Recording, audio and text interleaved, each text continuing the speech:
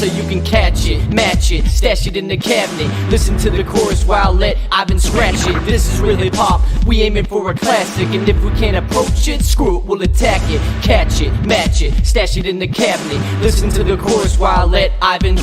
This is real hip hop, we aiming for a classic. And if we can't approach it, screw it, we'll attack it.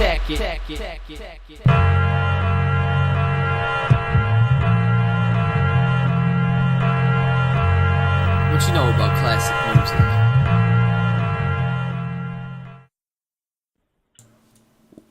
Ladies and gentlemen, welcome to the Retro Wrestling Review Series, right here on the Wrestling Fortune 44 Incorporated channel. A re-retro, if you will, starring your man that produces for the channel, James the He-Man Hebert, and a long-awaited return of a royalty here on the Wrestling Fortune 44 channel. King Tut's back! How's it going? Hey. It's been a while, man. Right. I think the last retro we had you on was a random SmackDown one. Yeah, we threw it on because that's what Owen wanted to watch an old show, so we threw it on. I think. Oh, but which one was that? Was that the? Is it the? I think it was like a SmackDown they had like in England in like 2007. I think. Yeah, somewhat. Yeah. It was a random build to Backlash. Yeah. BP was fighting a guy that would eventually become Drew McIntyre, as we found out live on the stream. Yes.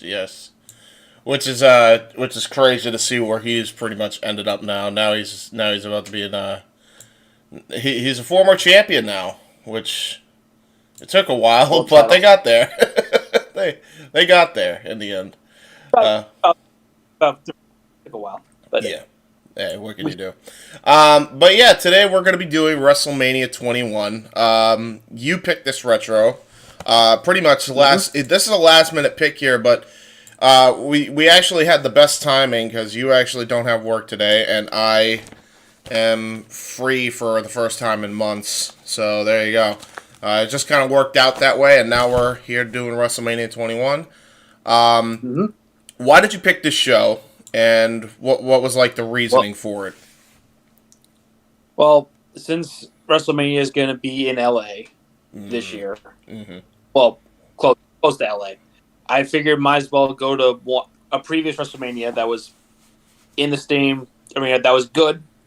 Gotta stress that. Yes. Because one third of WrestleMania 2 was in there, and that show sucks. Yep. And was it Mania 7 was the other one?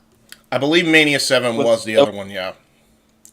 Yeah. That was when they couldn't sell any tickets. That was the one where they were trying to go for the LA Coliseum, and then they decided to do an Iraqi sympathizer gimmick, yes. Well, that wasn't the reason why they couldn't, no one wanted to buy no. Water. Yeah, well... It was just well, I mean, there was a bunch of factors involved in that. I mean, none of it was a good decision. No. They sold 16% of all available tickets, and instead of like, that's not the reason why we're moving to a smaller arena, because Sergeant Slaughter got bomb threats. Yes. Which, by the way, I don't doubt he didn't, but like they very much exacerbated that fact. I think they're just like, we got death threats and everything, and we thought it was not safe to be in a big ass arena. You know how many freaking death threats freaking professional athletes get on a weekly basis? You see them getting scared to go into fucking arenas? Like, come on now.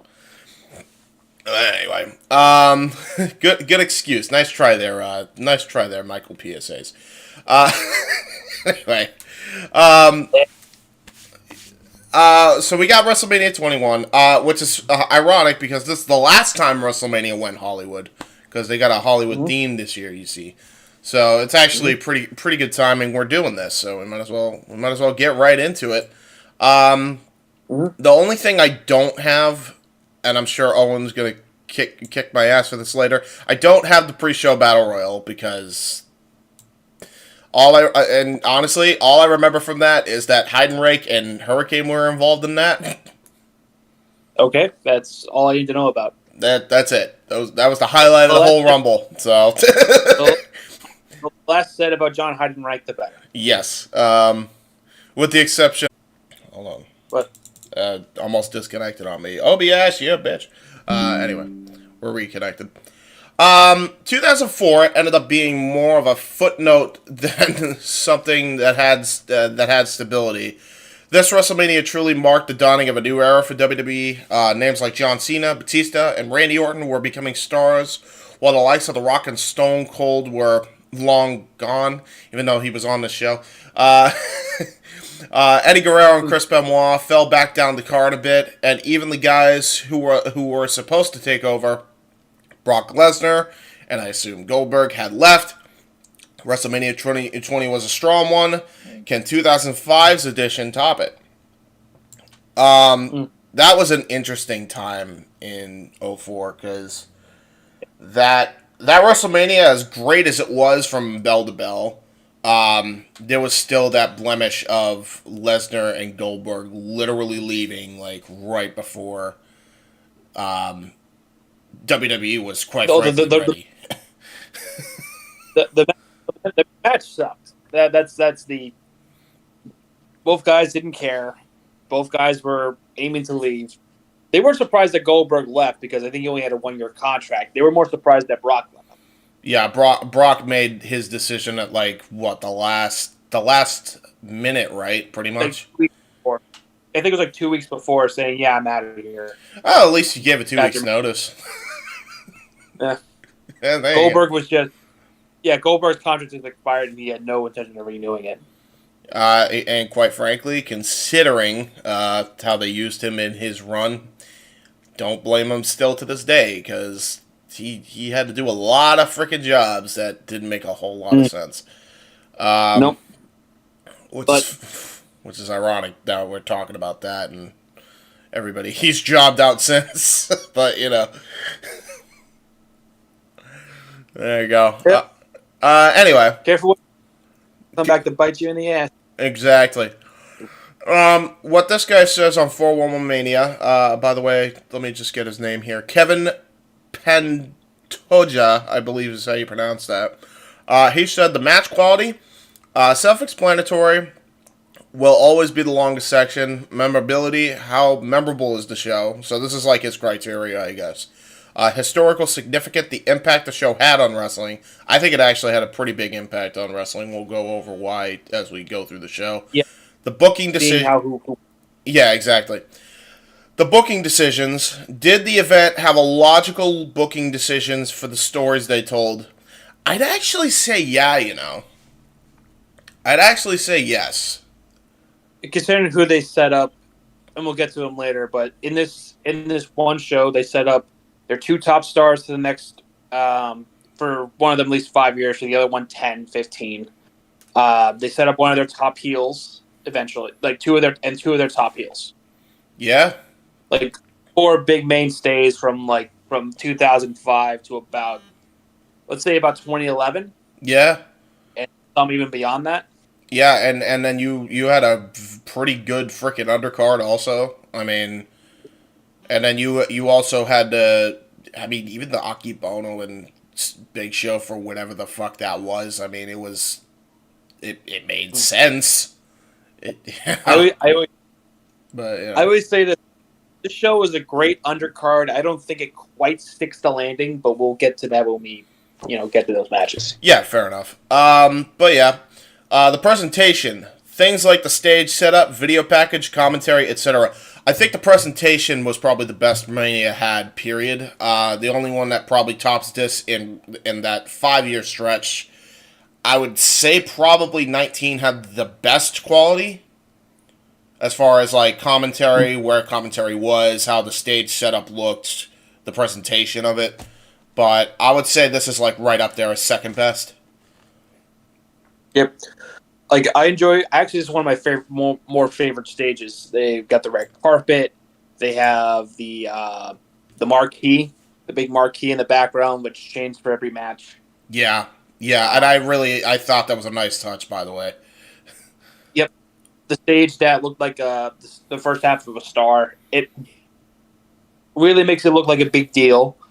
Also, I will point out this is one of the funniest things, intentionally funny things WWE has ever done, and that's the promo packages for the show. Oh my god, All they were the hilarious. shout out to, in particular, the taxi driver. You talking to me? That will always get a laugh out of me. Mm. When Big Show loses his mind, just throws the guy in the. Yeah, that was hilarious. Are you talking? Are you talking to me? Ric Flair riding on a donkey. Oh my god! Stone Cold as a knight flipping off the fucking. Yeah. You know what's actually unironically great? Also, not even funny, just really good. Shout out to JBL and John Cena in their "I Want the Truth" remake. That shit fucking ruled. That shit was so well done. Like, everybody played their role well in that little skit. I thought that was maybe one of the best ones that they did during that entire stretch. It just goes to show Cena was always meant for Hollywood. Am I right? Am I right? Ah! There you go.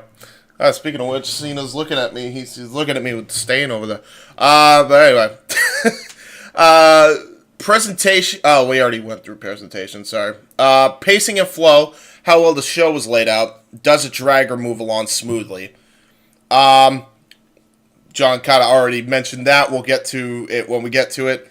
And entertainment. It is sports entertainment, after all. The non-wrestling elements like promos, celebrity interactions, concerts, etc. And oh boy, was there a lot of that! Was there a lot of that on this WrestleMania? But yeah. The first matchup we're finally going to get into, in the Staples Center, by the way, is going to be Eddie Guerrero versus Rey Mysterio. All the SmackDown matches, we'll get it out of the way now, are called by Michael Cole and Taz, with twosies. These are the WWE Tag Team Champions, and for some reason they're fighting.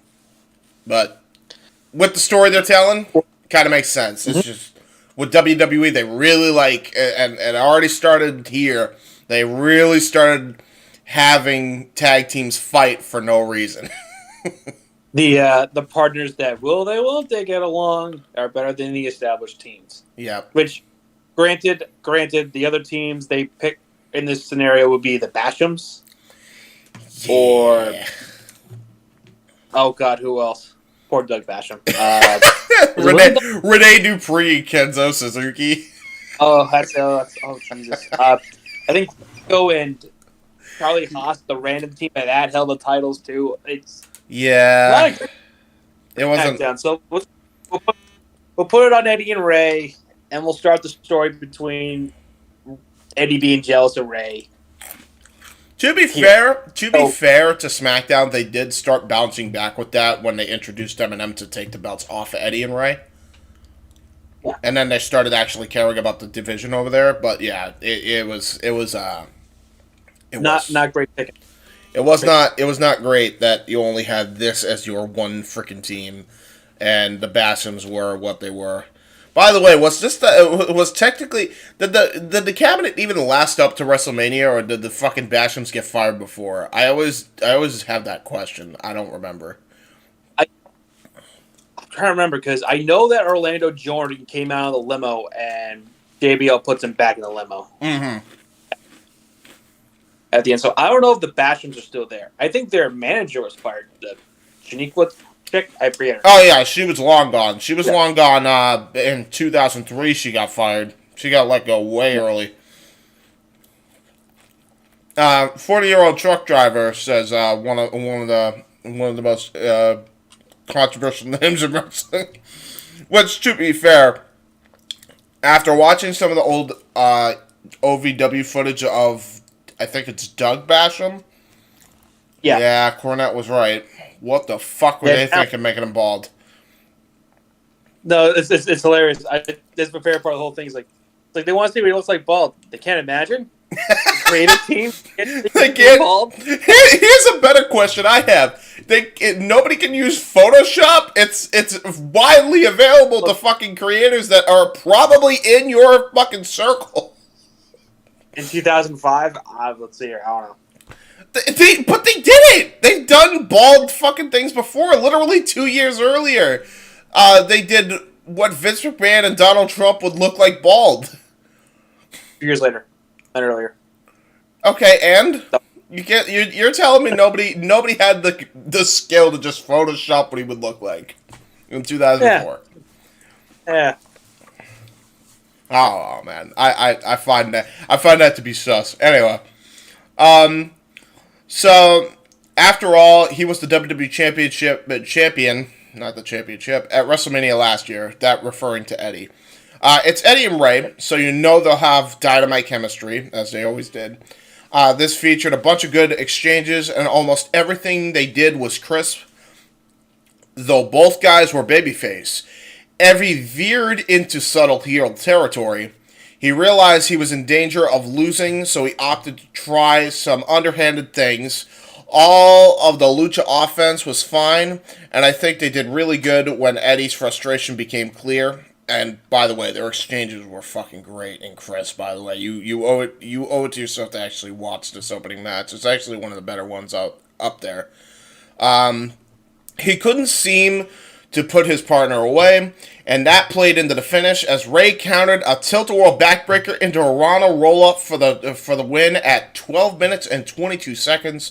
A very good way to start the show. They told one hell of a story and gave us a lot of action, and they had a much better match at Judgment Day a few months later.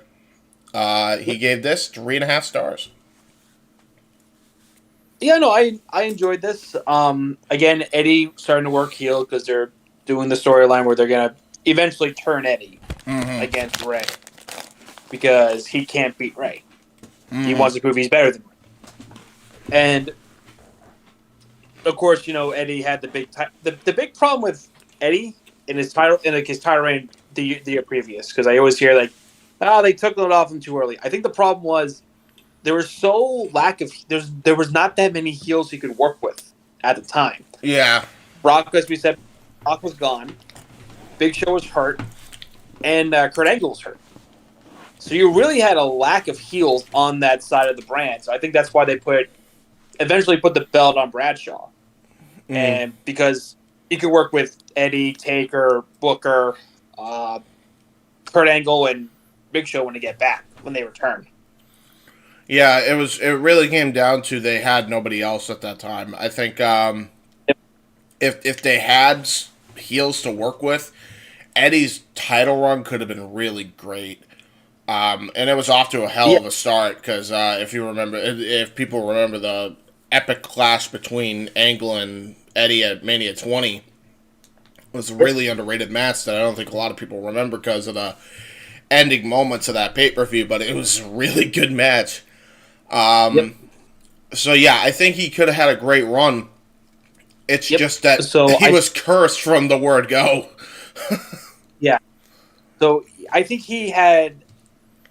God, what was I going to say? So the big problem with Eddie... No. So that's good for building up the story because now the belt's off him. Yeah. He's now back in a team with Ray, now opening the show, and it's like kind of descent down the card can actually lead to the catalyst for eventually him turning. So I thought this match was a good way to open the show and a good way to open the feud, to start a feud off. That would be blown off in custody child ladder match. Yeah, that's true. Ray, yeah, that was a thing. that was a thing. And now, I do like the finish. Go ahead. The finish being, the finish for Ray winning being kind of fluky. Yeah. To really put that seed in people's minds that Eddie's getting a little frustrated with Ray. Yeah. No, I agree. I think it really works out well. It's funny because I think Rey Mysterio's old tag team partner was RVD, and they were unofficially known as 619-420. So that was a thing. That was actually my favorite team as a kid. I thought they were cool. But but yeah, that's pretty much that. That's pretty much everything there. I think we've covered a retrospective on their careers in many past retros, so I don't think that needs to be repeated. Now we move on to the Money in the Bank ladder match, the inaugural Money in the Bank ladder match between Chris Benoit, Chris Jericho, Christian, Edge, Kane, and Shelton Benjamin. Holy shit. Still holds up. This shit. Oh, yeah, no, this is one of the best. Yeah, this is one of the best ones.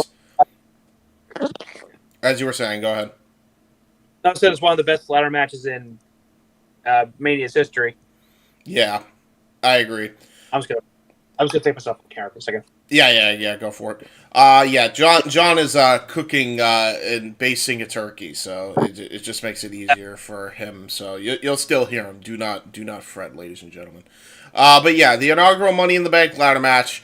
It featured an incredibly talented group of people, and all felt like they had a realistic shot of winning. I like the way these guys found inventive ways to use a ladder. There was Benoit hitting a German suplex, and Jericho held one of the ladders, and that thing just went fucking flying. I feel like the only thing that would have made that better if somebody was like right in position right at that moment to get hit by that fucking ladder. But I also realize how dangerous that is, more than likely. But that would have made it just that much better. There was Edge and Christian busting out the concerto in a ladder combo. That was cool. Shelton Benjamin was given plenty of opportunities to steal the show. He was probably the MVP of this match. Him doing the catwalk up one ladder to the other was insanely athletic. His dive over the top rope was he still probably has one of the cleanest freaking helo dives out of anybody that I've ever seen. Probably just jumping over the top rope. Hits it so good every time. And then I think there was another one where he did a T-bone off the freaking ladder. I think that was like the big... They had like a various bunch of big off the ladder spots, and I think they made Shelton's the biggest one. So that was really cool. We had... let's see here. We had... It's like the other five guys knew he was the least known, and they wanted to make sure he came out looking like $1 million. Oh boy, did they. Tomko helping Christian was clever and had only been done in one previous ladder match that I can recall. I will admit that Benoit's headbutt off the ladder is really hard to watch now, especially when you consider the reaction he had to popping his stitches open. Just as he came close to winning, Edge hit him with a chair and retrieved the briefcase at the 16-minute mark. A revolutionary match for the time. It still ranks as the top, at worst, top 3, he said. Money in the Bank matches in history. Everyone played their role perfectly and got a chance to shine. The pace never slowed, and everything made sense. Fantastic. He rates this 4.25 stars, and I think that's actually very fair. By the way, I also rate the previous match 3.5 too. But yeah, I think this is a 4.25 star. This was so revolutionary for the time when you really consider it. Mm-hmm. Like, it was... I don't think it had ever been done before, and this literally came... This was such a whim... It was a whim... On a whim idea. Because they didn't want to do a Battle Royal. They didn't want to just be put in a Battle Royal on the pre-show. And they also didn't want to just be left off the card or in some random tag match that made no sense. So I think this was a Jericho idea. It's like, why don't we do the Money in the Bank? Why don't we do a ladder match where whoever climbs up the ladder gets a shot at the world champion for the next year, and they can cash in whenever they want. So the original plan was to be the winner gets whatever they want. Like, gets a wish they won. Vince Right, hated right. the Vegas, so they came up with a championship shot at the winner's convenience, and Vince said we put it in the briefcase, and that's how the Money in the Bank was born. Yeah, it was really good. It was a really revolutionary concept for the time. Like this is, and this came all on a whim of not wanting to just not be involved in Mania this year. So to really see what they did for the first one, I mean that was like the bar setter. I think it's been topped since then. For example, my favorite Money in the Bank probably of all time is the one at 23, because that was just Yeah. batshit insane. And then my second favorite is probably 26, just because there was 10 men involved and they actually had some of the craziest athletic motherfuckers on that show, and some of the future stars that would be in all over wrestling on that show. So yeah, I think this is probably definitely top 3 though. I think this is one of the best ladder matches they ever done in WrestleMania. Yep. The only thing that probably tops this in Mania's history is the TLC matches, and obviously Razor and Michaels. Yeah. But there you go. Do you give this? What do you give the first match and the second match as star ratings? By the way, because we are still doing that, believe it or not. So I give it 3 3/4 for the opener, and I'll give it a solid 4 for the ladder match. Because of course, Revolution concept. I do enjoy most of the spots. I do cringe with Benoit's 2 spots. Yeah. Yeah. Yeah. Yeah, you're not wrong. It's really hard to watch nowadays, especially. Jesus. Yeah. Yeah, it was. That was probably the most cringe-inducing spot, but I don't think that hurts the match. Just at the time, you didn't know. None of us were the wiser at the time as a fan. So yeah, but it was hard to watch back now. Probably, would we say it's the most gnarly ladder match spot, or just gnarly spot for Benoit in general? That it's or the him and Jericho at the Rumble in 01, where he dives out and Jericho cracks him in the head with a fucking chair. Yeah. Which fucking, you know what's funny too? Because I watched Mania 24 and complete sub-tangent, but I watched JBL and Finlay at 24. Finlay does the exact same fucking thing after Benoit died, and JBL just waylays him. What the fuck? Have we learned nothing? No. Jesus Christ. Yeah, shout out to Jay throwing the trash can in Hornswoggle. That'll never not make me laugh. That was pretty funny. Anyway, yeah, good Money in the Bank ladder match though. Fucking outstanding. Next up, after that, we had Randy Orton versus The Undertaker. To fucking think this shit was third on the card. But, did we have... I swear there was, actual, segments before this, which I don't think he included. And I actually want to review the segments, because the segments were fun. And I think they're somewhere. WrestleMania 21 written review. I'm going to look up another source, everyone. We're going to go to TJR Wrestling, and hopefully they had the segments on here. Eddie Guerrero versus Rey Mysterio. Here we are. Okay, so there was a few segments we actually missed because we were just going over the matches. So backstage, and this is after the first match, JBL and his crew meet up with Triple H and his crew, which is just Ric Flair at this point. There's really no crew. It's just Ric Flair. It is cool to see the two major champions in the same shot. JBL guarantees a win in his match. HHA says we'll have to wait until the end of the night to see who's the better man. Spoiler alert, none of them are. To see who is still champion. Flair does a woo at Orlando Jordan. Because why not? Why not? Just give the man a woo. But yeah, that was pretty much the segment we missed in between that and the Money in the Bank. So what did you think of this segment? I thought it was fine. I mean, I've seen that segment plenty of times with the two champions meet up. They did one later between Booker and Edge at SummerSlam where they make a bet. Yeah. It was Yeah, it was what it was. Fine.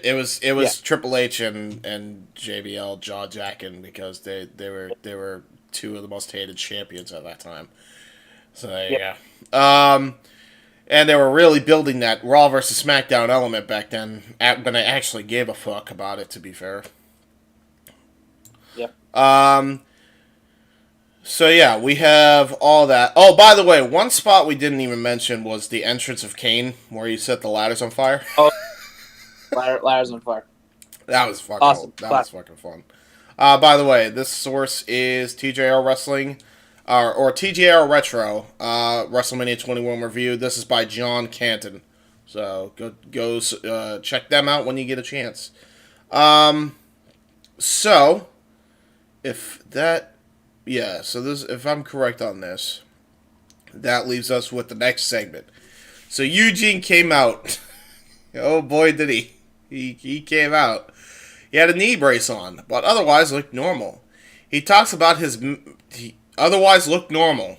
Are you sure about that? Anyway, he talks about his Mania memories, saying, "Oh yes." So he goes on this fucking tangent. Like, I couldn't help but laugh at this. He's talking about midgets at WrestleMania 2 with Bundy. Poor little beaver. Dude, I couldn't. And he goes, midgets are awesome. And then fucking Jerry just having none of it. He's like, what the hell is he talking about? And Jerry was like, oh, bless his heart. It was like, yeah, that's pretty much how people feel about Eugene right there. Yeah. Wait till he gets booed out of the building. Wait until SummerSlam. Oh my God, does he get booed out of the fucking building? Holy shit! When they're in Toronto and he faces Kurt Angle and they just booed the crap out of him for 5 minutes. Bro, Great. he kicked the shit out of Eugene as the biggest prick heel ever, and they're cheering for him. They were cheering the Olympic asshole beating up a mentally disabled person. Just, yeah. That's how much they hated him. Only in wrestling, bro. It's only in wrestling. Yeah. There you go. So yeah, Eugene came out. He had a knee brace on, but otherwise looked normal. He's talking about his Mania memories, saying midgets are awesome, referring to WrestleMania. Was it WrestleMania 2 that he had the midgets? 3. It was 3. No, That's right, yeah. WrestleMania 3. He started saying Mania 3, and then he talked about Bundy and the midgets, and I'm like, oh my God. Poor little beaver. He stood no chance. He said the greatest night of... He said it's the greatest night of Eugene's life, so referring to himself, this is the greatest night of his life. And then Muhammad Hassan's music hits. The Italian.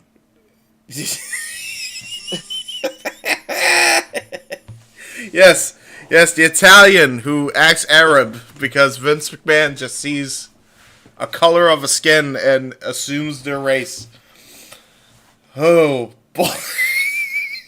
So he's coming out in the full Arab guard with Devarius as manager. And, oh, man, I don't even know what to say here. So Hassan says, it's actually, the only reason he got over is because of the time. Because, like, boy, was this promo something. He goes and says, do you know why I'm angry? That's how you're going to start your promo? No, hi, your name is whoever. You know why I'm angry? Right to Eugene. And Eugene replies, you don't like midgets? Jesus Christ. All right. And then he goes, midgets. He thinks it's midgets, which was admittedly a funny reaction by Mark Capani. He goes, no!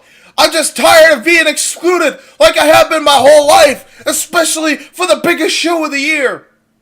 Then Daivari says some Arab shit, which fucking Mark Capani has to pretend like he understands. Obviously, you guys rehearsed this shit beforehand. Like, no way you're fucking convincing me you understood a word of what Daivari said. No way. Right? No. And then he starts beating up Eugene. Because why not? Because why not? And he's trying to make an example out of him, and he's got the camel clutch. He's got the accolade. Way ahead of his time was this Muhammad Hassan. It could have been Muhammad Day. Oh, wait. That wouldn't work. Ixnay. But then, just when you think all is lost for poor little Eugene, Real American hits the PA system. And as good old heel Hogan does, he beats up the poor guy being discriminated. I think this is an injustice, man. I think this is fucked up, and especially what we know about Hogan now, I think this isn't good. This is in poor taste now. This is not age well. But no. In all seriousness, Hogan came out, huge pop, big boots, doesn't do a leg drop. Not one leg drop for these fucking guys. He didn't get the drop. Not even a leg drop. He just tosses them out of the ring like sacks of shit after big boots. I'm surprised they run out. Remember I think it was TNA. They're going against Ace of Base. Hogan came out on him. Yeah. They just send him one at a time. He catches one, same count, throw a punch, counter, punch. Yep, that was it. Yeah, that was the greatest segment in TNA history. For all the worst reasons. Fucking hell. You know what? That probably would have made it funnier. I think Daivari should have tried, and then he should have fucking countered the punch and then punched him.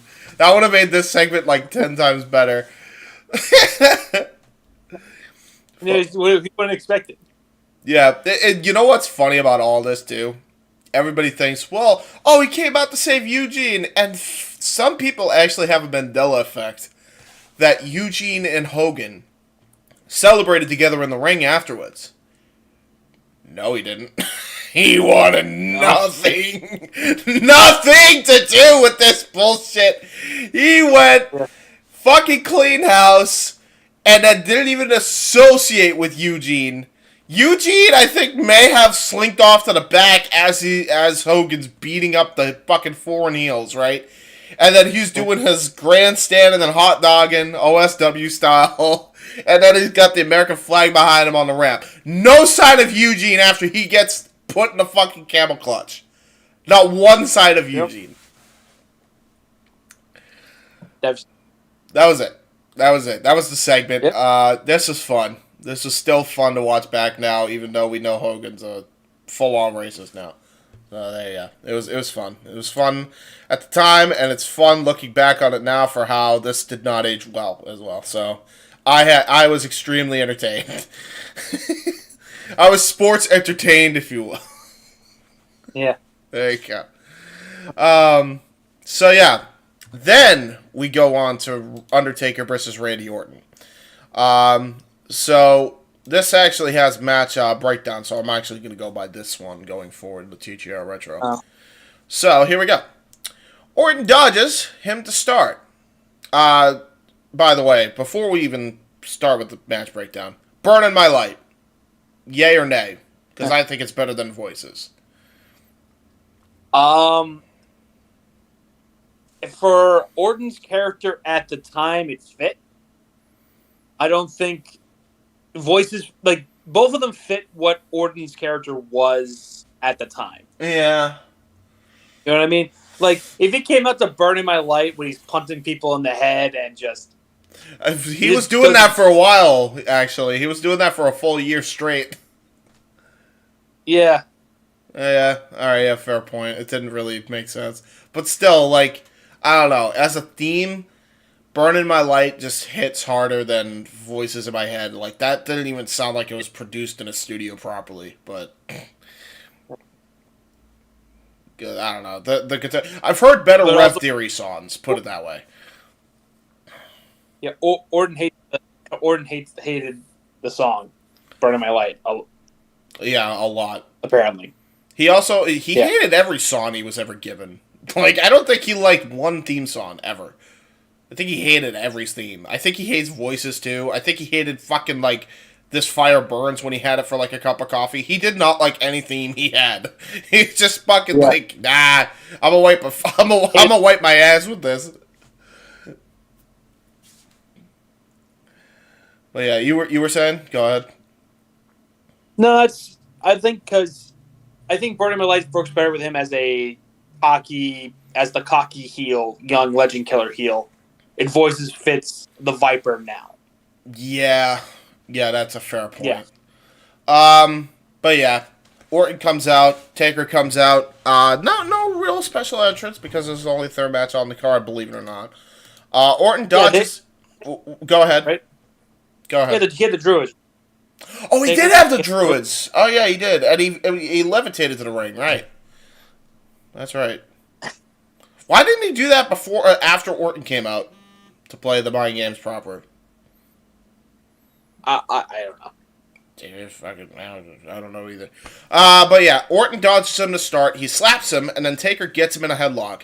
Into the ropes, leapfrog, a drop kick for Orton. Backdrop doesn't keep him down long. Undertaker knocks him down with one punch.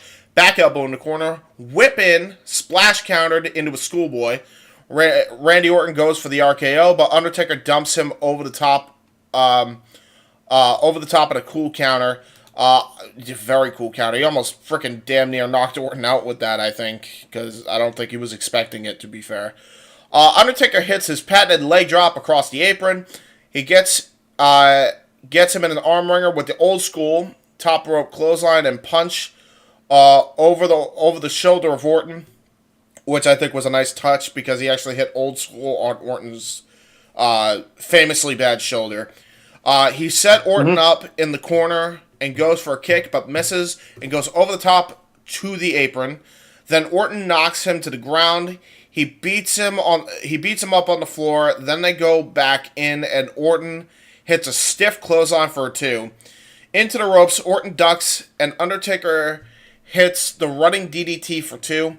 Sidewalk slam gets 2 for Undertaker. Taker whips him and hits 2 body splashes in the corner. Stinger splashes, if you will. Snake Eyes in the corner. But Orton is able to hit the Undertaker off by hitting him into the ribs with an elbow for 2. Undertaker hits him with forearms into the chest. And a dozen or so times he does this. Then gets booed huge as Undertaker sits up. Randy sucks chance as they throw punches. Orton went for a clothesline, and then Undertaker ran into him, knocking him down in a weird spot. I think they got their signals crossed here. That was like probably the one blemish, but it looked good regardless. Yeah. Undertaker locks in a Dragon Sleeper, taking care of business. Bro, I think this might have been the last time he used this finisher, by the way, as the submission finisher, right? Because I don't remember him using it after this. Like, he just, I think, retired this move and then went and I think he would rely on the triangle choke, and then that would transform into the Hell's Gate, where he accidentally fucked up Big Daddy V because he was too fat. But, you know. I mean... and it's probably revenge for him breaking his eye socket years ago. To be fair, yeah. To be fair. Although that was probably more brutal than fucking eye socket was, to be fair. I thought he almost killed Viscera that day. But anyway, Orton's arms down twice, then up by a third time, and then he counters into a hard DDT and then gets 2. Really good counter there. Orton sinks in a sleeper, then gets countered into a back suplex for Undertaker. Orton charges in, eats a boot. Undertaker charges, and Orton hits him with a quick power slam for a 2. Very clean power slam. Probably one of the best power slams in the game, by the way. Orton goes for the punches in the corner. Then, when it's an obvious setup for the Undertaker's last ride powerbomb, because Orton is hot dogging and grandstanding. Orton slips out, RKO countered, shoving to the ref. Last ride by Undertaker, Orton slips out. Bob Orton comes in, hits him with the freaking Stan Hansen lariat, cast style. Got the arm cast on him to hit him with it.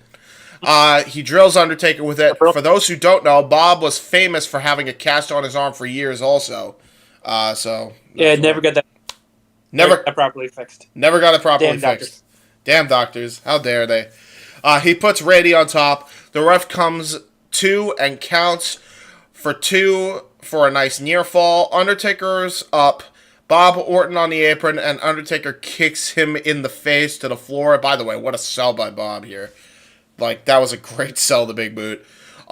Choke slam for Undertaker, but Orton turns it into an RKO. Damn, incredible spot. It's over. Cole says, nope. Undertaker up at 2. Another great near fall. Orton goes for the tombstone, but of course Undertaker counters it into one of his own. He lays his arms across for the pinfall win. Match was 14 minutes. The Undertaker is 13-0 at WrestleMania. This was, in his opinion, this is the TJR guy now, 3.5 stars, I believe he rated this. I thought it was way better than that. I think I'd rate this 4. He said, good match, similar to Undertaker's WrestleMania match at 17 with Hunter and 18 with Flair in terms of how good it was. It had the perfect pace with Undertaker using his power, but Orton is able to control everything he did. The RKO counter out of the chokeslam was an incredible spot. They timed it perfectly and had totally forgotten about it. The finish was fun, but Undertaker kicking out of the RKO, I wasn't crazy about the tombstone finisher because, you knew it was over once Orton was going for it, but I understand why it was done. Orton was the cocky heel trying to prove he could beat him with his own move. That didn't happen. Orton showed that he could perform well against a veteran, and Undertaker proved he still has gas in the tank. So there you go. That's his whole diatribe on that match. Really enjoyed this match. I enjoyed it probably better than this guy did. I don't know what your thoughts are on this match, but I enjoyed it. Oh, it was excellent for me because this was an excellent match. From what I talked to like fans at the time, like fans of wrestling back then, that RKO spot was the closest they thought to the streak being over before the streak actually ended. Yeah. You honestly, it could have been here, but I understand why they didn't because it would end up being a lot bigger as the more victories Undertaker would get. You wouldn't get that awesome trilogy with Shawn and Honor. Yeah, which is like all-timer stuff. And hell, you could even go as far as to say like his match with Punk too. Even though he was way past his prime after that point. So yeah, I think it worked out. This match helped. This match and this feud in general really helped to reestablish Randy after his disastrous babyface turn at the end of 2004. So I think the Undertaker single-handedly saved Randy's career. Yep. I think I seriously, because if he doesn't go to SmackDown and challenge Taker and doesn't have that feud on SmackDown with Taker, he was going to be fucked. Like, he would not last another year in that company. I'm really glad that they made that move and actually gave him Taker and made him a heel again, because I don't even want to think where the fuck he would be after the fact. Like, he would have been dead on arrival afterwards. Thanks, Hunter. Mm-hmm. To be fair. I mean, I always wonder nowadays, especially now knowing what we know, how much of it was Hunter and how much of it was Vince. And I don't know if we'll ever know the answer to that, really. Yeah. Like, everybody says, oh, Triple H definitely buried Booker, but we're only going by what has been reported for years. For all we know, it could have just been Vince being like, nope. Like shit like that. We're never gonna know what was Vince and what was Hunter's call. I think you're telling me that the ring general couldn't have stepped in and say like, "Hey, if we're gonna do this, why do I have to wait 30 seconds for me to be on the ground and then pin Booker?" the reason why I question it now is because of how they treated Roman for years until Roman said, fuck you, after the pandemic shit, turn me heel or I walk. Mm-hmm. That's why. That's why I questioned that, because for years, you know, everything that would fuck over Roman did fuck over Roman. And he kept saying it would. Vince never listened. And then Roman just said, I'm going to take a fucking break. Because, like, I can't deal with being with you with no fans in the fucking crowd and just not going fucking insane. That's just not going to happen. I'm going home. I'm going to spend time with my family. Like, if that wasn't a thing, then I'd be 100% with you in saying that, yeah, the ring general and generally should get involved and fucking, like, do what's right for business. But this is also Vince we're talking about here. We're talking about the tyrannical dictator that ran WWE with an iron fist for years. So.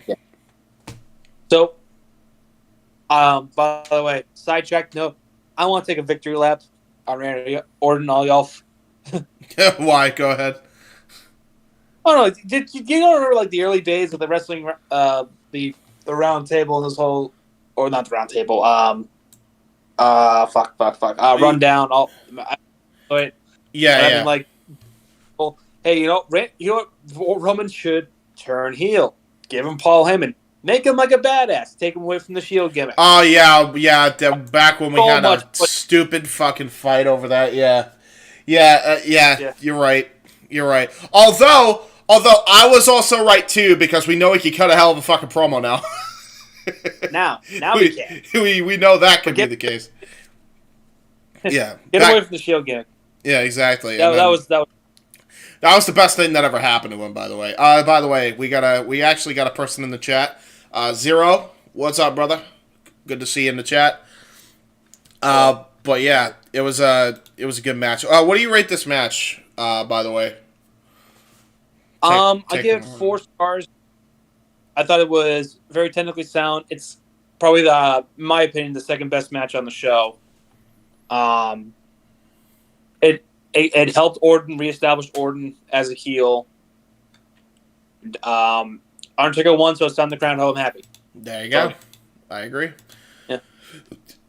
Afterwards, we get a video package going over the Christy Hemme and Trish Stratus feud. Trish was the heel. That was the thing. Poor Lita. Oh boy. Why couldn't they have done Lita and Trish? Damn it. I don't get it. Because Lita blew up. Wait, what? Lita blew out her knee. Oh, that's right. Yeah, that's right. Fuck. So they shoehorned the Hemme in. Ah, that's right. Yeah. Okay, so this was supposed to be Lita and Trish. Damn it, man. And you know what? They'll never get another chance like that again. That sucks. No. That sucks, dude. They should have been a Mania. Oh my god. Anyway, Christy and Trish. This is a thing. They wrestled, even though she wasn't that developed as this guy says. Oh boy. She was developed, just not in the wrestling sense. She was no. She was pure eye candy, and she's better as an announcer and a manager, not a wrestler. Exactly. Yeah. They made her wrestle. They used Lita to train to try to give her credibility. Boy, it did not work at all. Christy is out. Christy is out front with Lita. My girl Trish is next. Trish springs a lovely new outfit with a white top, suspenders, and some nice pants too. I'm gonna just say, hot damn, damn. Zero, we are on the Christy Hemme and Trish Stratus match. Yeah, it was what it was. Fine looking woman, this guy says. I agree. Trish mocks Christy to start up some fun spots. She boots Christy to the floor, then throws her back in. She whips Christy into the corner, hitting a few chops. Trish does a Christy mock. Then Trish goes for a kick. Christy catches it. Lita on the apron, and Christy kicks her in the groin. She covers for 2. Trish then comes back with chops and taunts Lita. She charges in. Christy leaps over and hits a sunset flip for a 2. Then Trish tackles her. She kicks Christy to the floor. Trish shoves Lita away from Christy. Then once in the ring, Lita distracts her, and Christy gets a roll up for her 2. She kicks Trish in the knee 3 times, doing a Jones Bones Jones there, I guess. And then gets a gut, then in the gut, and rams her head first into the turnbuckle many times. She whips her down hair first. Twist of Fate for Christy gets 2. That was the best move of the match by her, by the way. Not saying much. Christy threw punches now, which were not great. She's not that bad. She's not that great. Trish rolls her up, but Christy counters for a near fall. Trish says enough of this and kicks her in the fucking head with the chick kick after 5 minutes. Winner Trish Stratus. He gives it 1 star. Quick match as expected. Christy certainly didn't make a fool of herself, so that's good. Yeah, a little bit. I loved heel Trish. Her run from 2004 to 2005 was my favorite part of her career. Christy didn't improve that much in the ring and didn't have a very long career in the WWE. For some reason, had a longer career in TNA. I will say she did slightly get better while in the Russo camp. Yeah, she's better as an announcer, as a ring announcer, and a manager. Yeah, than she was a wrestler. So don't tell Austin Aries that. But don't. So this in my opinion was the worst wrestling match on the show. That's saying a lot considering what was to come. By the way. No, wrestling. I did not say sumo. I said wrestling. Hey, sumo wrestling. It's wrestling. It's wrestling. It's called a sumo match. It's still sumo wrestling. So yeah, so Trish is I do like Trish as a heel. I think she's a better bitch than kind of the white meat babyface. Yeah. Christy Pride, I've seen a lot worse. I've seen a hell of a lot worse, actually. Yeah. I'm looking at Jenna Maraska and Charmel and was it Martinez and Charlene Martinez and some other jabron that I don't remember. I think it might have been Madison Rayne that did not have the means to carry her. My veg! Yeah, this was a horrible. Like I've seen far worse women's wrestling matches. Yeah. This was short. Trish won as she should have. I think we're just better off just leaving this thing alone and moving on to the next segment. I agree. Michael's out first. We're going straight into Shawn Michaels and Kurt Angle because this is the best match on the fucking show. Angle's next. Yep. Good reactions for both. Ross and Lawler were doing the announcing for this one. So I noticed the little subtleties here. So when it was Orton and Taker, that was apparently a Raw versus SmackDown match. I didn't even realize it. I thought by this point Randy Orton had been drafted to SmackDown or traded to SmackDown. But it was actually, he was still on Raw. Yeah, I think it was later in the summer because they had the SummerSlam match. All right. Where Bob guys himself. Yeah, and he also RKO'd Stacy Keibler, and you thought that was her write-off, and it turns out she shows up on the show leading somebody there. Oh. Oops. Yeah. Was Stacy around any longer after Mania 21? I think she left right after, right? Yeah, I don't think so. I think she was gone. Yeah, she was gone, so that was the last time she was there. That's so weird, because you thought the Orton write-off was done, but okay. I don't know. Mandela, I guess. But yeah, so for Orton and Taker, it was a Raw referee, but SmackDown announcers. And then for this Raw versus SmackDown match, it was a SmackDown referee and the Raw announce team. I noticed that little touch. That was nice. So, Michael's out first, Angle out next. Good reactions for both. Ross and Lawler doing the announcing. Michael slaps him at the start. Angle waistlocks him all over. So Michaels grabs the ropes. Headlock for Michaels onto the mat. To their knees now. Angle hits a suplex, but Michaels holds onto it. Michaels has him in a headlock for a good 2 minutes, with Angle trying to fight out of it.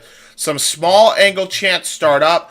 To their feet now. Angle breaks it in the corner. Waistlock for Angle. Michaels takes him down with a side headlock again. Angle's frustrated at this point. Back elbow for Angle. Shoulder takedown, and Michaels gets him with a hip toss and a short arm scissors on Angle's left arm. Angle fights out. Michaels with a cradle for 2, then a backslide for 2, and another side headlock to the mat. Kurt is really frustrated by this point. 5 minutes in, they're at a good. They are going at a slow pace. You know they're going to get a lot of time. In the corner, Michael slugs away. Angle grabs his hair, punches him in the back, and goes for the ankle lock. Michaels kicks out of that, then clotheslines Angle over the top to the floor. He starts clearing the SmackDown announce table. He rolls in to break the count, so Angle clubs him with forearms when he comes out. Vertical suplex from Angle, countered by Michaels. Then Angle sets him up for the Angle slam and puts Michaels back first into the ring post. Well, at least that was the way it was supposed to, and then Kevin Dunn ruined it with the fucking Angle. Anyway. Damn, never seen that spot before. 6th spot. Back to the ring, Angle hits a suplex for 2. Time to work on that back. Leg scissor on the body for Angle. Michaels gets up, chopping Angle into the corner. He whips him in. Michaels flips over and does his back bump.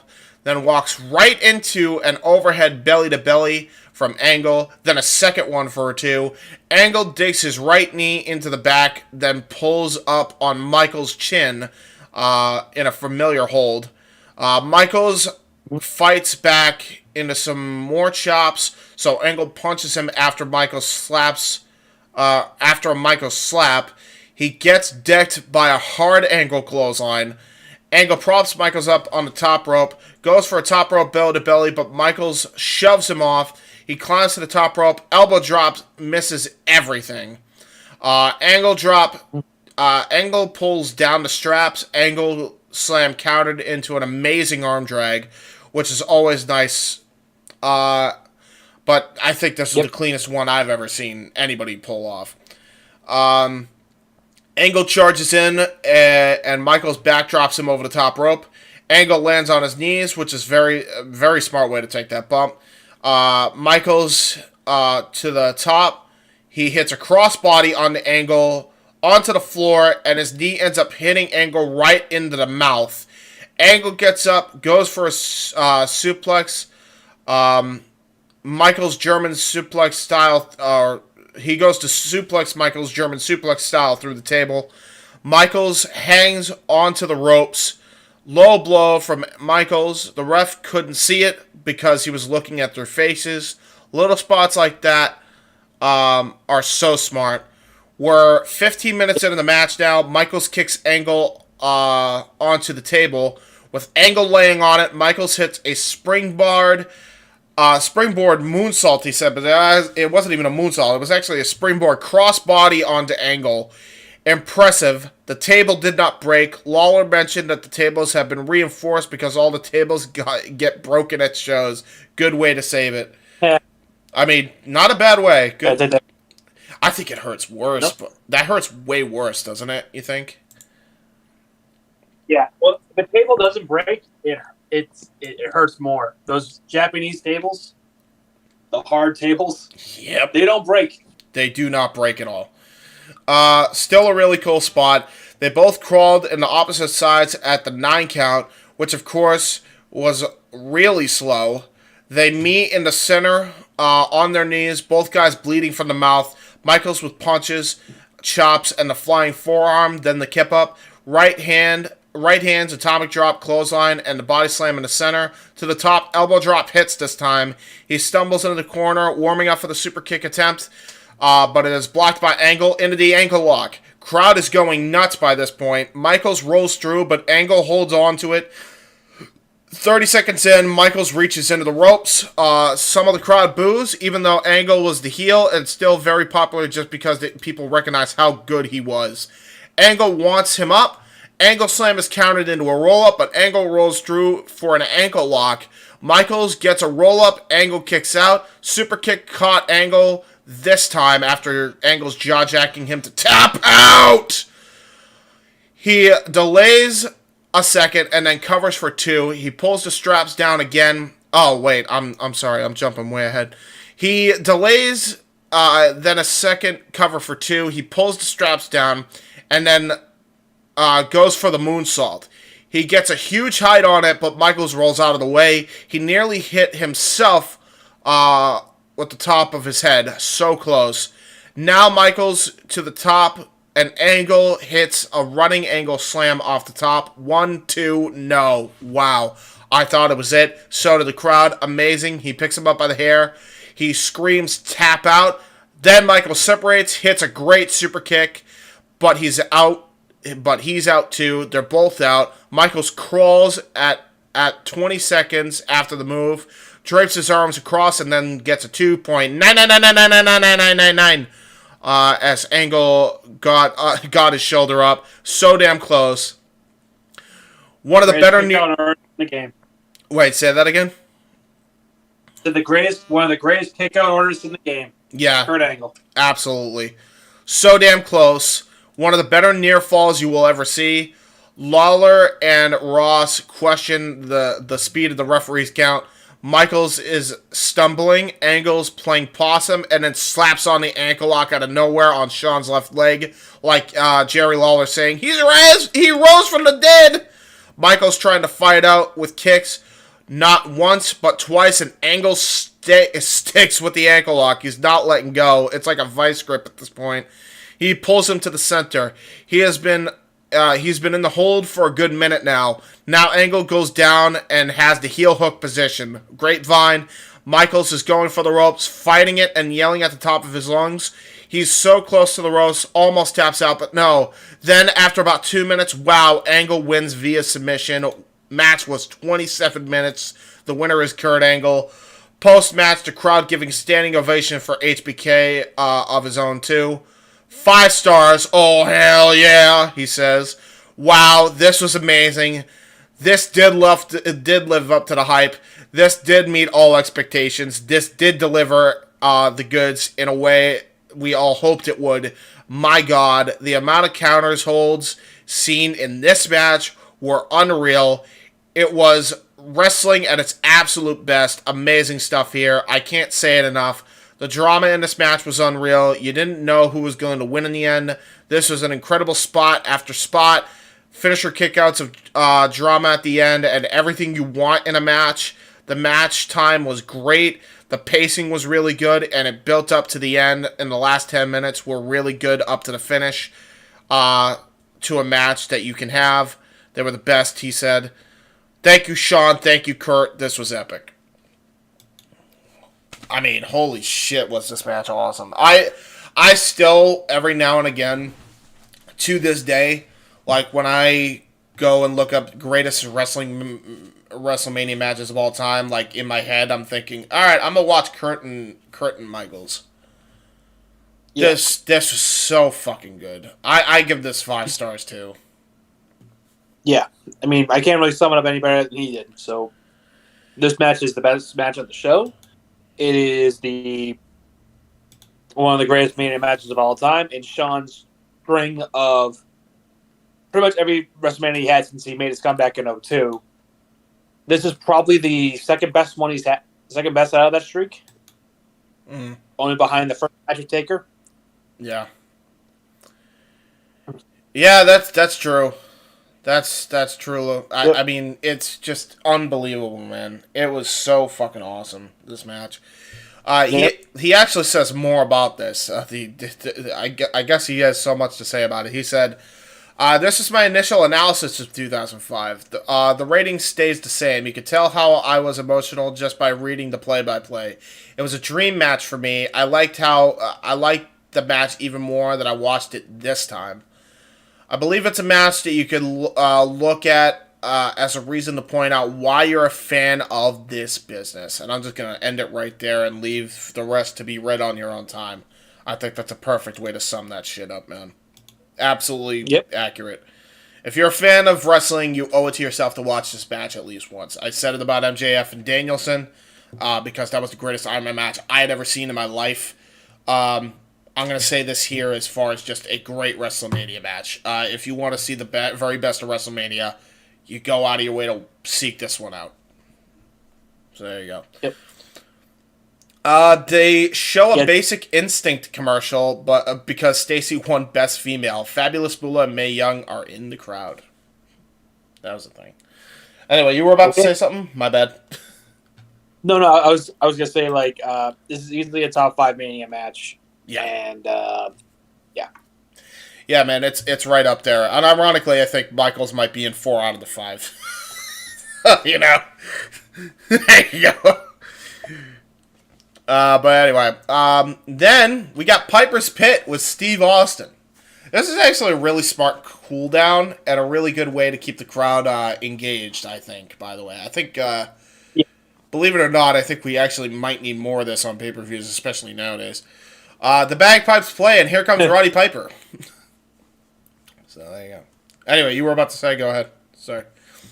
No. Okay. He says that he says thanks for the Hall of Fame, and then goes on to talking about why he wanted Austin for this. He calls him a rebel and other such thing. He said bullshit, and when it came to Austin being the biggest rebel, that he had to see it for himself. Austin comes on down after he's introduced by Piper, wearing an Unleash Hell shirt to a huge pop. He grabs a microphone, and Austin chants begin. Piper goes, "Welcome to Piper's Pit!" Austin gets slapped. He's not happy about this, and then Austin goes, "Thanks a lot for having me, you little son of a bitch." Slaps him. And then he goes, "I like him." And then he says, "I like you and I respect you." And then they go, "What?" And he goes, "What are you, deaf?" They were both pissed off. You could tell. Austin's like, why did I ever create this chant? He's hating every second of this because he's like, I'm in the ring with Roddy Piper and these fucking fans are chanting what? Oh my god. What? By the way, shout out to one of the greatest wrestling rundown / Massasoit wrestling / Aftershock Corner moments of all time where I wanted Ori to death. Yeah, you just... What? Every time he spoke, what? Just interrupting what? That was my favorite one. He didn't get it. He didn't get it. Still doesn't get it to this day. He didn't understand what I was doing. Anyway, but yeah, he kept saying he doesn't like the what chants. He talks fast about Vince, and then he tells the crowd to keep up with him on the what chants. Classic. Piper was talking so fast that the crowd could keep up with him when he was saying what. "If you shut up and listen, I'll tell you," says Piper. He said that he was pissing off Vince McMahon when the red on Austin's neck was a diaper rash. He said a rebel like Austin had nothing on him. Austin calls him a mealy-mouthed bastard and says that he doesn't trust anybody, much less Piper. He goes over Piper's outfit to lead to the what chants proper, and after every item, he's not scared. Piper says they have a problem communicating, which I think was just a fucking giant jab at the what chants. I think there's a problem in communication. What? Then Carlito Caribbean Cool comes out. I forgot that was his full fucking name. Oh my god. He says neither of them is cool. Oh my fuck, was this scripted as hell. Oh my god, was this scripted as hell. So they invite him in. Piper asks him who he is. He just says, "Who the hell are you?" Just buried him softly, like nobody else could. He says, "Cool looks like alfalfa," he said. And then Carlito says he's taking charge, and that's cool. So he would appreciate it if they just walked to the back. If they got a problem with that, then he bounces the apple, and Piper takes a bite out of the apple after he intercepts the apple. He then spits it in his face, right into Carlito. Completely kills his gimmick. Then Carlito loses his cool and attacks Piper. Then Austin, smiling for a second, then whips Carlito to the turnbuckles, stomping a mud hole in him. Then Piper hits the eye poke, then a stunner to Carlito. Piper chucks him over the top rope. Austin gets beers and shares them with Piper. They share some beers. Piper is stumbling around, looking hammered, and predictably takes a stunner from Austin. Fun segment. Piper was hilarious. Austin did a good job of playing it off him, too. Like the Hogan thing, this was nice to see because it had a place at WrestleMania considering all they've done in the past. So, there you go. Yeah, sorry. I had a fun time with this. I thought this was a fun segment. I thought Piper just burying the what chance was probably some of the funniest what moments in history. He just go, try to keep up with me here. God rest his soul. I'm not sure if we ever did like a career retrospective on Piper, but just kind of going over quick. Piper would kind of last a little bit longer. He actually would join up with Flair. I remember they won the tag titles, the World Tag Team titles with Flair. And he had to drop him soon after because he ended up getting diagnosed with cancer. He was wrestling while having cancer, by the way. Fucking crazy, man. And then he would kind of silently retire from in-ring competition for good.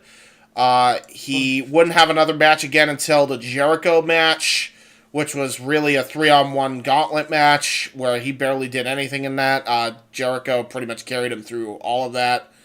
And that was his last match, I think, ever. He would go on to do a bunch of voice acting gig roles. His very last gig that he ever did was Saints Row 4 before he ended up passing away, and WWE held a tribute for him, I believe, in 2015.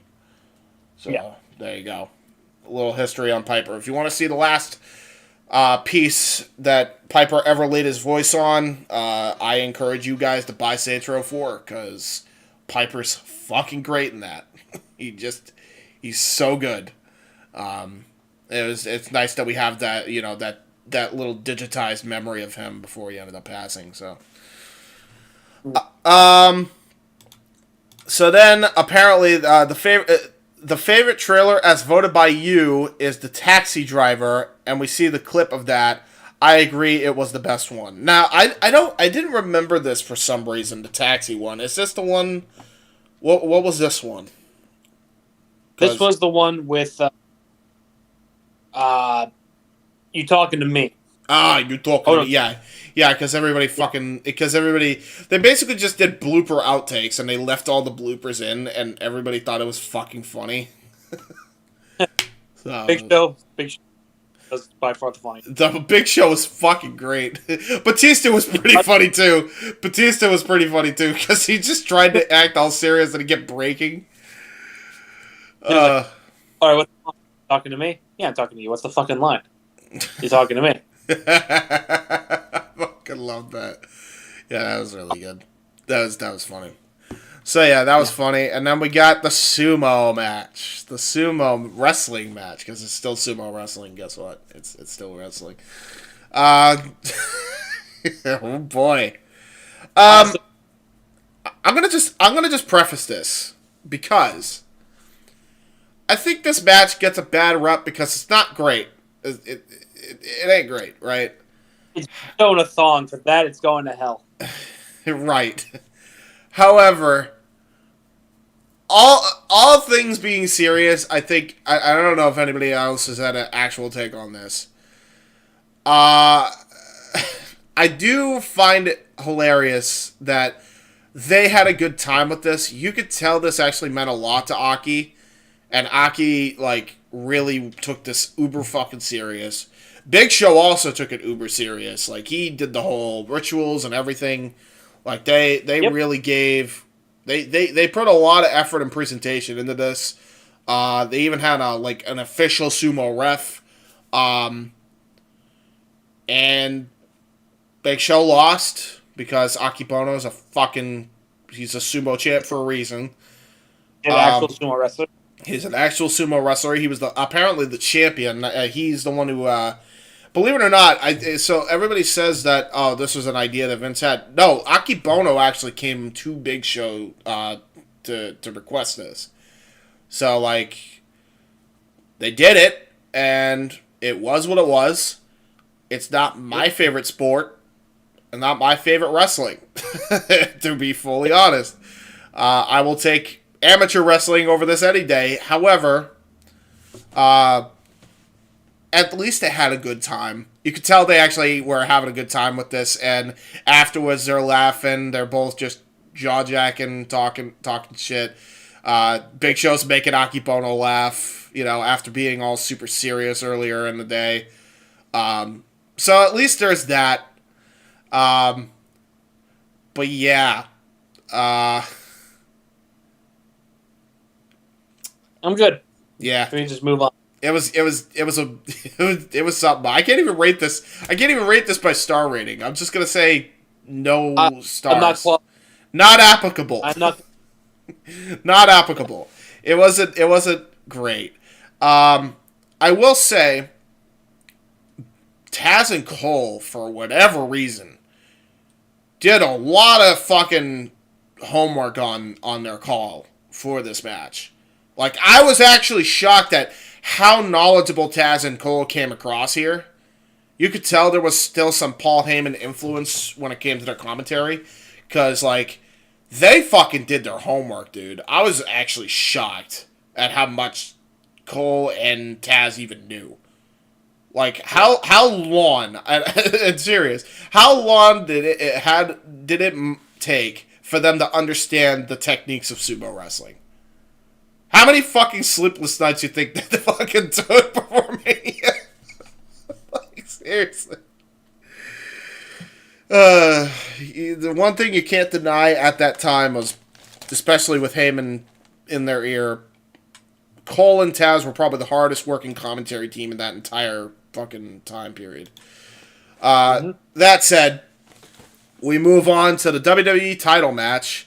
JBL had a really long reign as champion, and John Cena finished second in the Royal Rumble. He was a babyface on the rise, so everybody knew this was going to be his match at WrestleMania. We get the long video package to start, as expected. There was not much. There wasn't that much to the story. JBL first gets his police escort. Money comes raining from the ceiling, and it's got JBL's face on it. $100 bills, in fact. They talk about JBL's big win as champion. He had a long reign, but his matches weren't very good, and he wasn't much of a draw in terms of ratings. I always liked his promos, though. It was the matches that I wasn't wild about. Cena's up next to a massive pop. You could definitely tell by the crowd reaction that he warranted the spot. Now, let's talk about JBL and his entrance real quick before we even get to the match. For whatever reason, when the police escort came out, Taz and Cole just start corpsing. And I don't know why. They just fucking started laughing. Like, what was funny about it? Like, I didn't get it.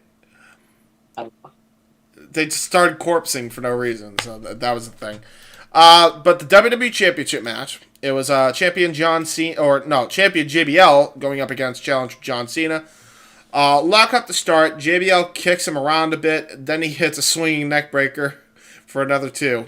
Oh boy, there was a lot of stuff. There was a whole lot of nothing before that swinging neck breaker. So this isn't a ringing endorsement. here we go. JBL chokes him on the ropes, then slingshots him neck first and in the middle rope. Cena boots him in the face, then charges in, and he takes a hard spine buster in the middle from JBL that gets a 2. Another neck breaker for JBL, and gets 2. And then Cena boots him in the face. Corner whip followed by a big clothesline in the corner. I guess that clothesline did not come from hell. Yeah, they called it a short arm lariat, actually, which is fucking funny. Short arm clothesline gets 2 count, and Cena gets to the ropes. JBL works over his back. Sleeper hold. The crowd is quiet by this point, and this hold isn't helping.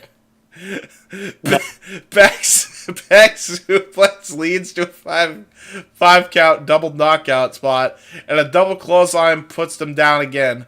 We're only 7 minutes in, and they're already doing a double knockout spot. On the floor. Uh-oh. Fucking stupid OBS. Stop fucking disconnecting, you bitch. Where was I? Fucking hell. I don't even remember. Anyway, yeah. He hits a neck breaker. Problem with that, Cena has already hit him with multiple clotheslines. Cena kicked out of him already. JBL sets him on the top, then hits him with punches and nails a nice superplex off the top for 2. Crowd either didn't buy the near fall or they're just not into this match. JBL goes to the top rope, which of course leads to nothing but good things as Cena catches him with a power slam. Clothesline from Cena, and here comes the crowd with him. Back body drop, shoulder tackle, hip toss, and spinning side slam from Cena. The protoplex. 5-knuckle shuffle time for Cena. He's in charge. JBL gets the boot up. Clothesline from hell. Cena ducks underneath it. Hits the FU for 3. Match wasn't even 11 minutes. Cena is the new WWE champion. Yep. Post-match, Cena celebrates with his fans. He did a really good job of celebrating the win. Showing emotion was very genuine. Shortly after he moved to Raw, where he'd be the face of the company for the past 7 years. Has it been that long? Yes.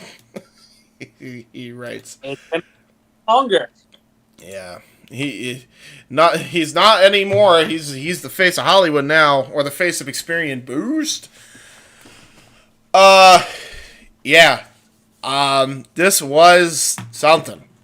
It was a match. So, all right. So, this, as you know, I've been a Bradshaw defender. Yeah. A JBL defender over the years. I've said that. So. Never applies to his matches, by the way. Yes. I think Bradshaw is a good mic worker. He knows how to get booed. And he was a great gimmick change. And people just wanted to see the belt get off him so badly that they were cheering Cena. Yeah. The problem. Go ahead. The problem comes in this particular match is that every title match that Bradshaw he would win in a fluky way, outside interference or something would happen. There was nothing. He just did it straight up and he lost. Yeah, that's true. Yeah. You're right. You would have Heidenreich interfere. He'd get disqualified. The cabinet interferes. He got chokeslammed through the fucking ring and then crawled out from under the ring. Big Show lost. And he because he was going way too slow. That's my favorite one. He gets chokeslammed to the cage. He just crawls out, technically outside, putting his feet hit the floor first. So he wins. It's so shit. It's so shit. Oh no! It's one of those. It's one of those like the duct tape legs in the last man standing match. You can only do it once. You can only do it once. Yeah, and to get away with it. And then he did it 50 more times. Yeah. Yeah, Was that one? Here was the problem with JBL, right? JBL, right? The reason why people were sick of this bullshit, all right? And a lot of people tuned out of fucking SmackDown is because you got to think of the champions we had way before this, right? What was it? I'll say from right when it transferred over to SmackDown. So I'll even count The Rock. So you had The Rock, you had Brock, you had Big Show, which is funny that Big Show was better than fucking JBL. You had, and he was a transitional champion, if anything. You had Angle. Yep, Kurt. Then you had Brock again. Then you had Angle again. Then Brock. Then Eddie. Yeah. Like, we're talking like world-class workers here. Yeah, but like I said before, like at the beginning of the show, the problem with that is Brock left, Big Show was injured, Kurt Angle was injured. So they were fucked. Yeah. The problem is JBL was way too fucking slow and methodical in a time where you needed to be fast-paced and on point. Like, honestly, he probably would have been better off doing like fast-paced. And we know JBL could do fucking fast-paced because he was the best hot tag guy in the business. Yeah. But he didn't do any of that. He just started doing this slow, methodical shit that nobody gave a fuck about. To the point in SummerSlam 04, he's having a match with Undertaker, and the whole crowd's doing a wave, and he's having to defend it. It's like, that's one of my favorite moments. Are you sure about that, or are you trying to cover your tracks of how bad you were as champion, as a wrestler? SmackDown was so bad at that time. It was so bad. Like, yeah. Great American Bash 04 was shit. Armageddon was shit. Judgment Day was shit. The only thing that carried them was Bradshaw's title matches. Was the Eddie and Bradshaw title matches. Yeah, that's like the one thing. I'd even go as far as to say the Big Show title match, even though it ended so badly, and the Booker match. No.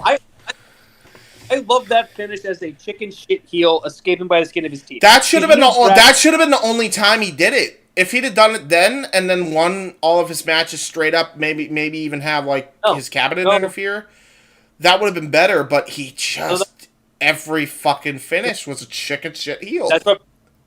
That's what Bradshaw wanted. Like Taker offered to put him up clean. He's like, no, I don't. I want to keep the heat on me. I keep winning in these ways. I think the problem is it was the wrong kind of heat because people were tuning out in droves, though. No, they weren't. Were they not? No, I remember. Really? I think Brian Zane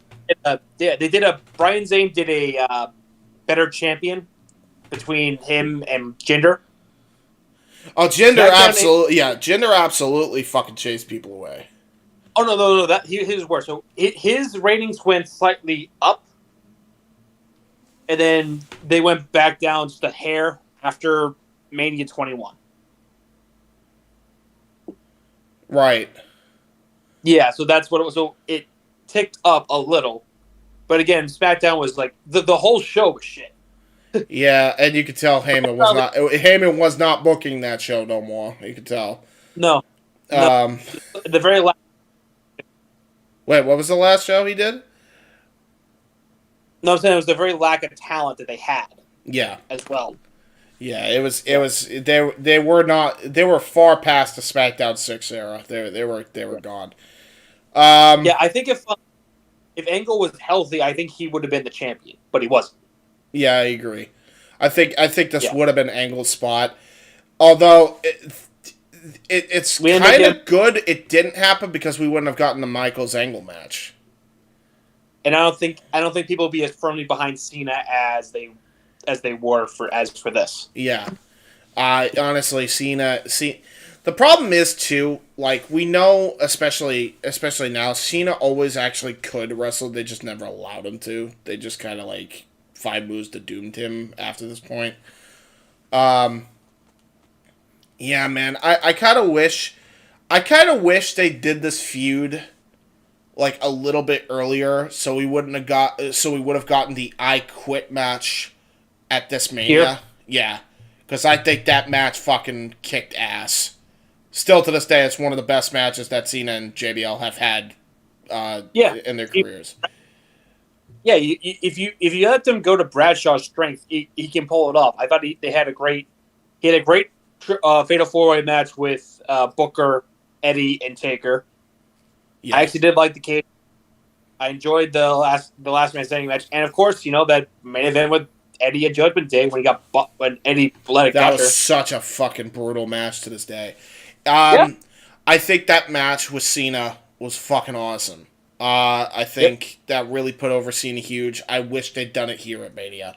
And that's going to ring true for the main event of the show also, because I wish they did the Hell in a Cell match and started that feud earlier between Batista and Triple H earlier, so they could have had the Hell in a Cell match here. No, they wouldn't have started because they had to end it with Orton, and then Batista get over organically to lead to this point, to get to the match of Mania 21. If you structure the two matches around, like Batista's the unstoppable monster that beats Triple H in 11 minutes, like 15 minutes, and Cena has to overcome the odds of the referee getting knocked out, Bradshaw using weapons, Bradshaw using every dirty trick in the book to get his title, and he still wins. I think you would have had a better response. Instead, Batista go long. He's not good at going long or selling, for that matter. He was still not the best part of his game.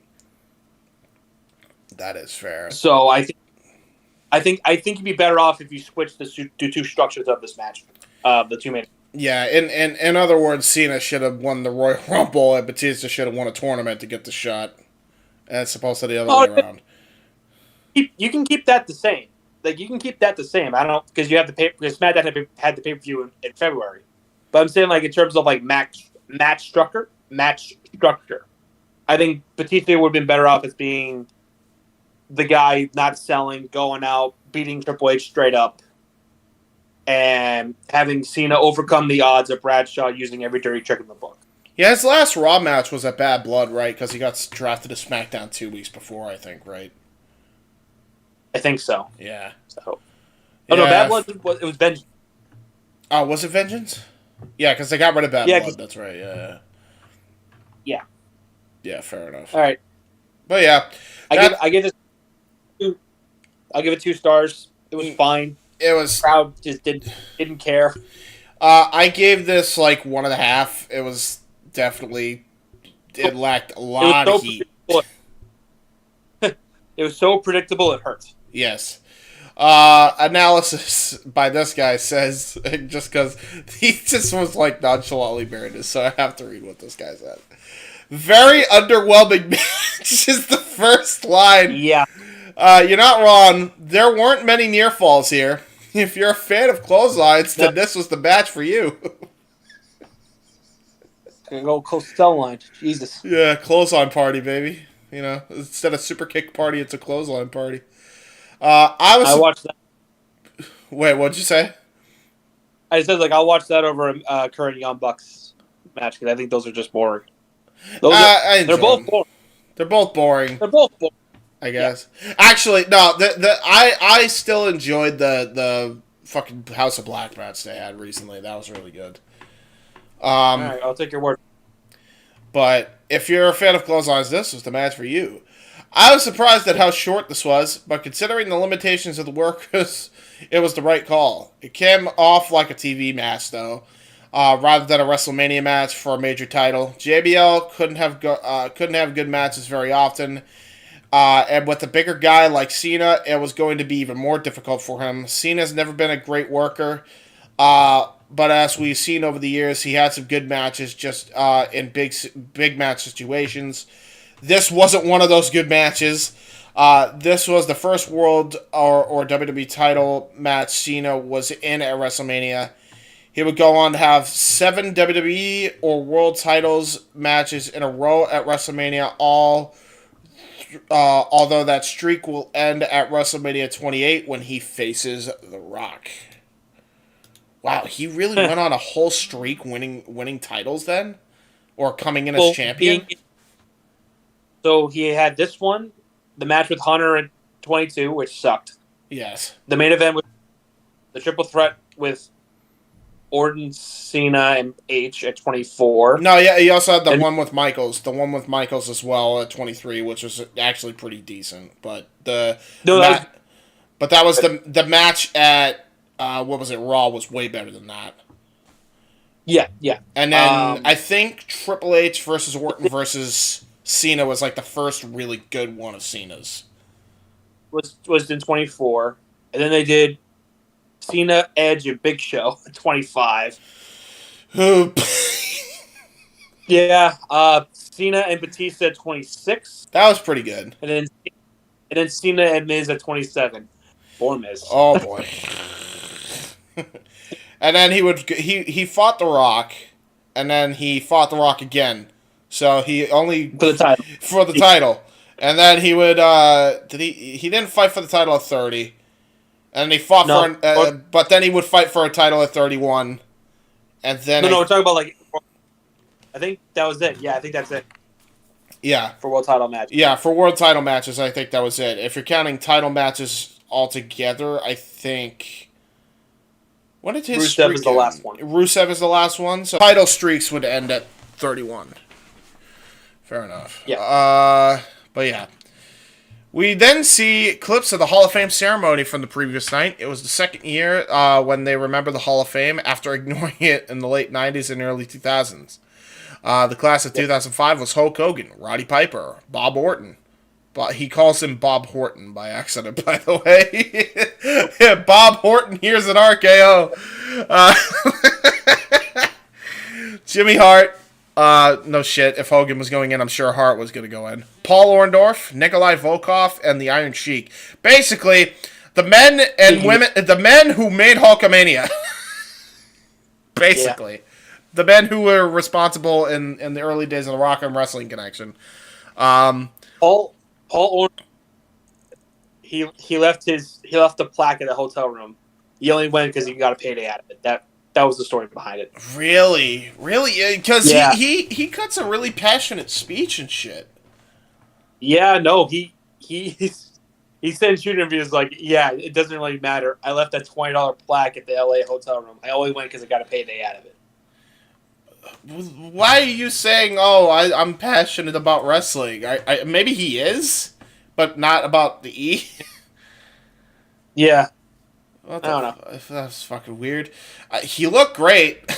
I will say, he looked fucking great.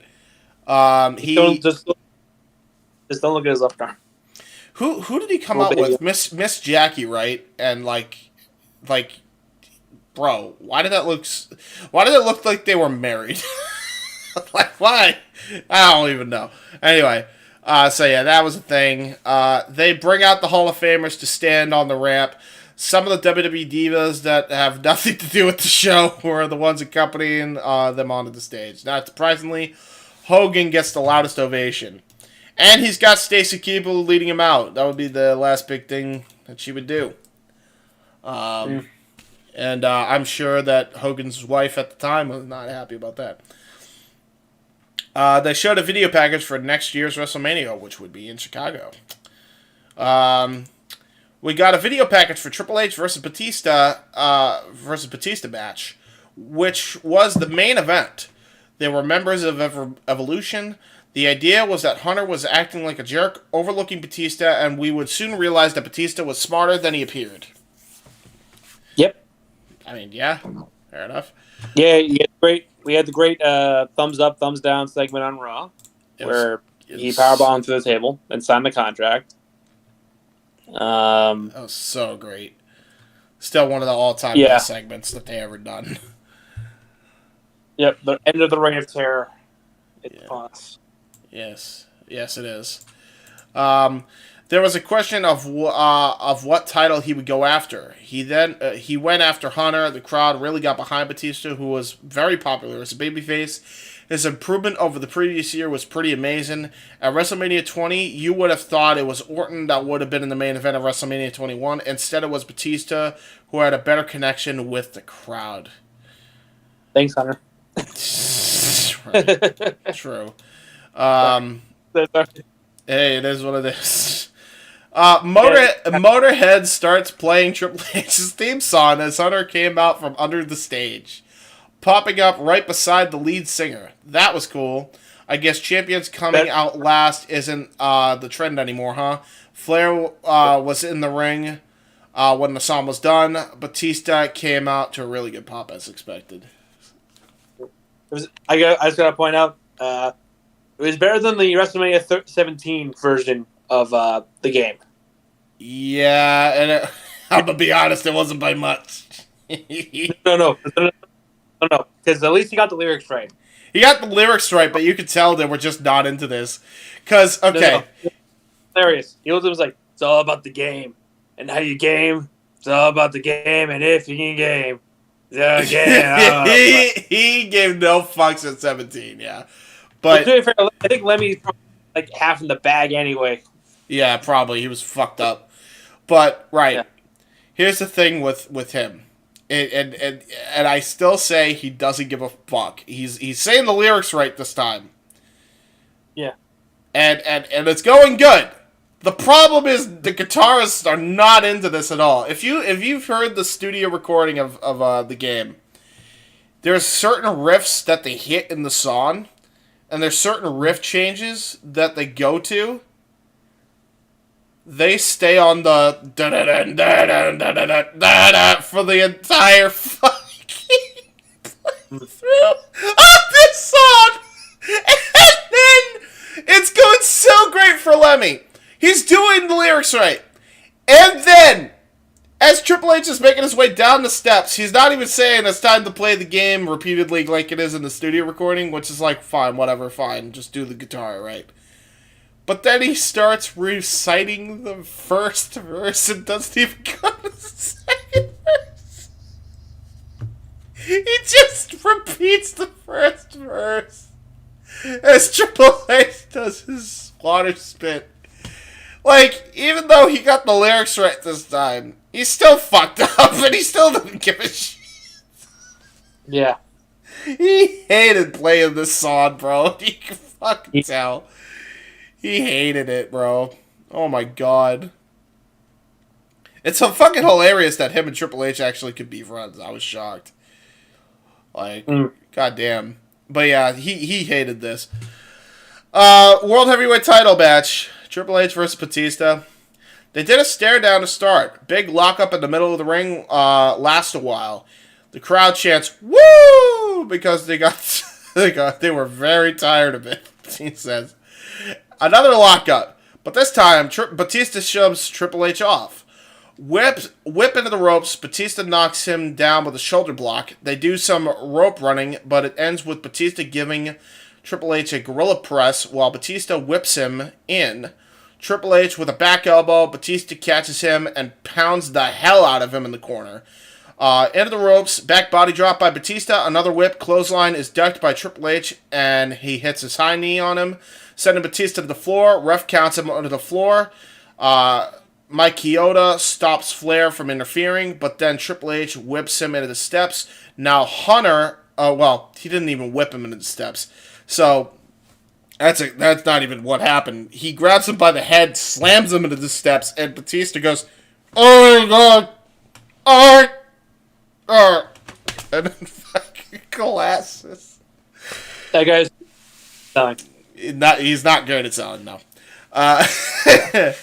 But Triple H hits him with a huge spine buster and gets a... Oh, wait, no. I'm way ahead. Hold on. How did I go that fucking far ahead? Okay, there we go. Now HHH gets advantage. Flair chokes him with his jacket. HHH rams him rim first into the barrier at ringside. Then Triple H's knee hits him in the back some more. He actually, at one point, when Batista's making his way back into the ring, or tries to, Hunter actually hits a Shawn Michaels elbow drop right across Batista's back while he's hung in between the middle and top rope. That was nice. So yeah. More choking from Flair, then HH drops him neck first onto the top rope. In the corner, Batista comes back with forearms and goes into the ropes. But Triple H hits him with a huge spine buster and then gets a 2 count 3 times. Neckbreaker gets 2.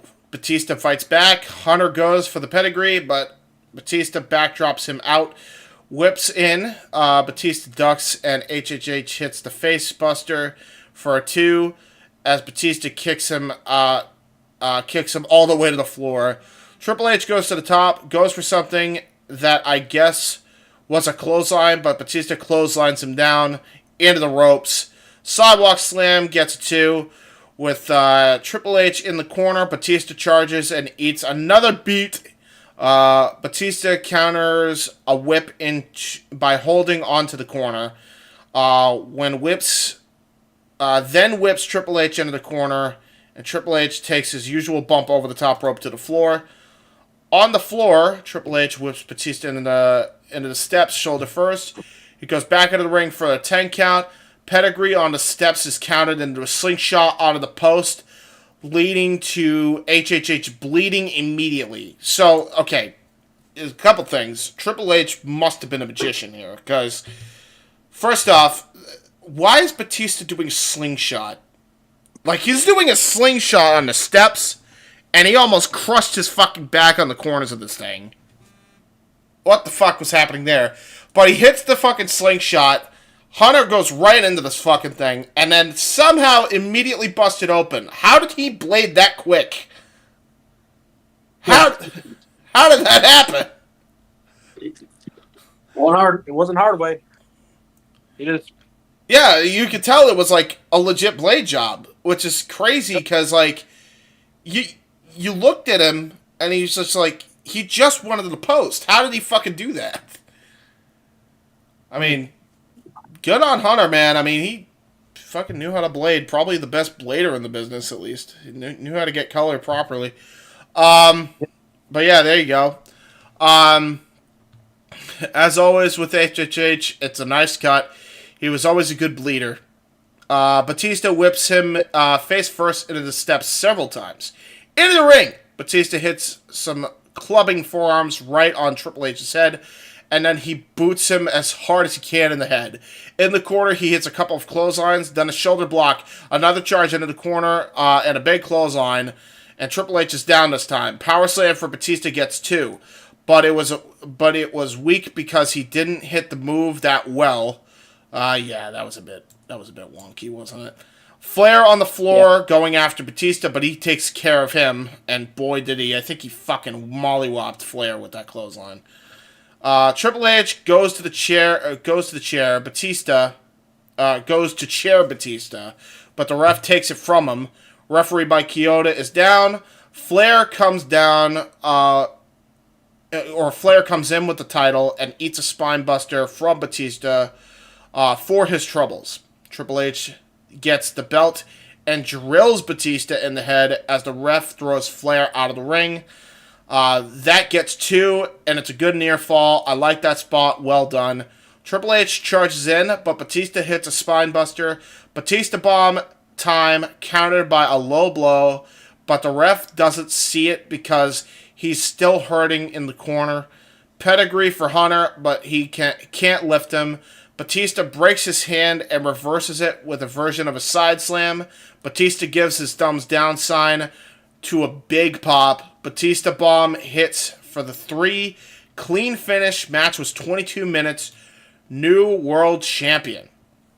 His analysis is 3 stars. I like the booking of this match a lot because it really made Batista strong. It was a dominant win. Hunter had some offense early on, but once Batista started gaining the momentum, there was very little in the way of comebacks from Hunter. It wasn't great, but it was above average, and that's always nice to see at the end of the show. It was booked smartly.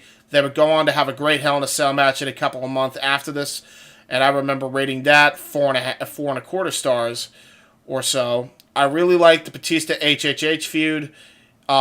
The intensity of both guys really helped. You could tell Batista really wanted to kick his ass, while Hunter was good at being cowardly once in a while, since there was he was the smaller of the 2 guys.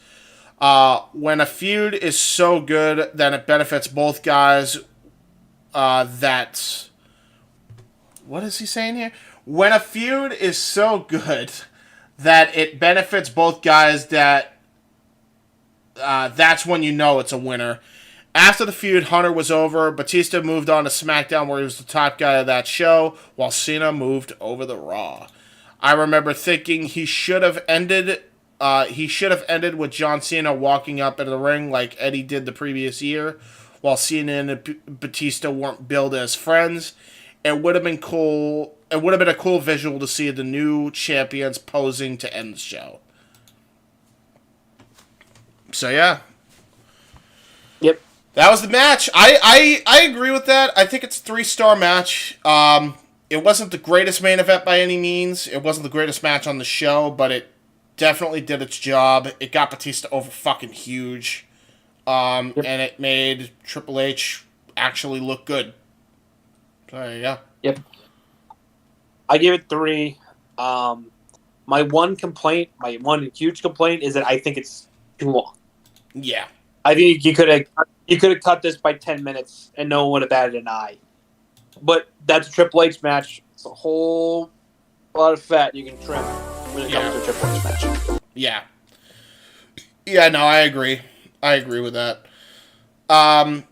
Yeah, it's not the greatest matchup in the world, but I enjoyed everything as far as this show is concerned. I think in various ways this WrestleMania delivered. It definitely had a lot of wrestling elements. It definitely had a lot of sports entertainment elements. It was a good show. I thought it was a good show, even though it kind of tapered off towards the end with the sumo match and the WWE title match. But hey, they still had fun. I had fun watching it. It was a good show. It was a good watch. I wasn't bored even during the JBL thing, especially when this guy was softly burying him on TRP or whatever the site was. So there you go. That is WrestleMania 21. Now we got to give a letter grade. That's how Owen does these things, right? I haven't hosted a retro since Survivor Series 2002, so I'm fucking rusty. I would give this an A-. Only because of the Angle match, the Undertaker-Orton match, the opening match, the Money in the Bank match. There was a lot of great stuff on the undercard, and the main event was pretty decent, all things considered, even though there was that glaring issue. So I think overall A- is a fair grade. What about you? I give it a B. It is obviously an excellent undercard. First 3 matches especially. But it had a bad women's match. Yeah, sure. It had Big Show in a diaper. Big Show in a diaper. The Bradshaw match. Yeah, the Bradshaw match, which no one cared about. And I think the main event could have been cut by half. But the good stuff on this show, obviously, like you said, Michael's angle was phenomenal. The Money in the Bank ladder match is great. Helped really set up Edge for his eventual, well, he was already a heel at this point, but like his rated R character, and obviously, he has the stuff with Lita. The Eddie Mysterio match we said earlier was a great setup for their pretty good feud in the middle of the summer, and there was one more, and obviously setting up Randy Orton, help rehabilitate him after his disastrous face. So I give it overall grade is a B. It's a borderline top 10 Mania. I'd say I probably rank it like anywhere from 14 to 10. You can kind of put that in that range, and I wouldn't bat an eye. Yeah, that's fair. I mean, it was a good. I thought it was A- territory only because the matches that were good, and there were fun segments to be had on the show. And I'm a guy that usually is like, why are you having promo segments on a wrestling show? But we already bought the show, man. Come on. Yeah, exactly. But at the same time, it's like, you know what? They were fun. They actually kind of served a good purpose. In a sense of the promo segments reintroduced audiences to Roddy Piper and Hulk Hogan if they didn't know him before. So like, yeah, okay, fair enough. And you introduced the older generation to Muhammad Hassan, even though he would fucking die, and Carlito, and Carlito. So, Yeah, the Italian and the Puerto Rican. Which one? I'll give you the hint. The latter they got right. The former, not so much. So there you go. But yeah, overall, I enjoyed this Mania, and I think we both. I think this is like one of our favorite Manias. I would suffice to say. Yeah. So there you go. All right. Well, that seems to conclude this retro wrestling review series here on the Wrestling Fortune 44 Incorporated channel. So, my guy, where could they check you out? It's been a while since they heard from you or seen from you since the retro you did for SmackDown. Where could they check you out? Yep. Well, you can follow me on Twitter at KingTut2157. That's mainly where I will be. You'll see me on that platform. Fair enough. You're a big Twitter guy. You still use Twitter? Yeah. No. If I want to see what the hell's going on in the world, the sad world we live in, we go on there to see the worst of humanity. Oh yeah. You know what? Good fucking. That's a good way to put that, because there's really no other way to put that. That's why I don't pay attention to the fucking social media. But hey, are you still watching Modern Wrestling or no? No. Yeah, that's kind of what I figured. I drew the line I drew the line with the clown in the box. I'm like, yep, I'm good. Which one is that? Which one is that specifically? That's the Fiend versus Randy Orton at Mania with the fucking Jack in the Box and him getting set on fire or whatever the fuck. And I'm like, all right, I might need a break for a bit. Yeah, I don't blame you. I will say things have improved now that Vince has been gone. It's hard to reestablish the habits, though. That's the thing. Yeah, especially when you're busy as hell. Yeah. Trust me, I know that feeling, brother. Like, it took me forever to find time to actually do what I'm doing now. It's not easy when you've been out of the game for like 5 years, and I was out of the game for a long time, and then when AEW became an alternative, and then even more so when Triple H finally fucking took over, it took me a while to start watching everything again. So, yeah. I figured I'll ask this now before I go and plug the other stuff that's going to be coming up on this channel and on Owen's other channels.